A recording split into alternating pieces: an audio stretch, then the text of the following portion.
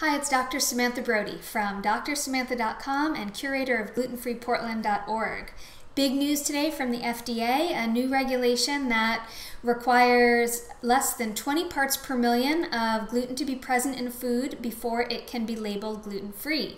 This is very important for the gluten-free community as there's been no regulation in this area, and as gluten-free foods have become more popular, people are slapping the gluten-free label on foods that may be cross-contaminated with other foods that have gluten in them, thus having a level of gluten in the food or in the product that is intolerable for someone with celiac disease or non-celiac gluten sensitivity.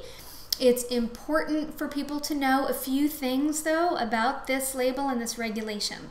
The first is that although 20 parts per million is the standard to which they usually will say people with celiac disease can tolerate a food with gluten in it, it's really important to know that not everyone can tolerate that level of gluten in their food. So there are a few organizations that certify foods that will require either 10 parts per million or less than 5 parts per million, including the Gluten Intolerance Group, the GIG Group's Gluten-free Certification Organization at 10, the Celiac Sprue Association at 5, and the National Foundation for Celiac Awareness Certification also at 10. The other thing that's really important to know is that when you cumulatively eat different foods that have, say, only 20 parts per million or 10 parts per million, you're going to get more. So those 10 parts, 5 servings, you're going to get 5 times that amount.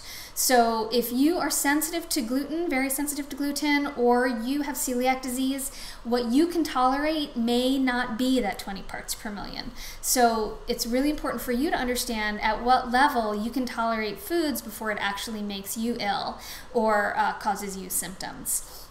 And we can't always see those symptoms. So you need to work with your physician to figure out what is actually acceptable for you.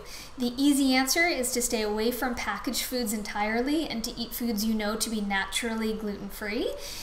And if you are to eat packaged foods, to be very careful about them. But that said, really good news that we now have this regulation. It's going to keep some standardization across the board in the industry and allow manufacturers to be really clear about what needs to happen for them to be able to call their food gluten-free.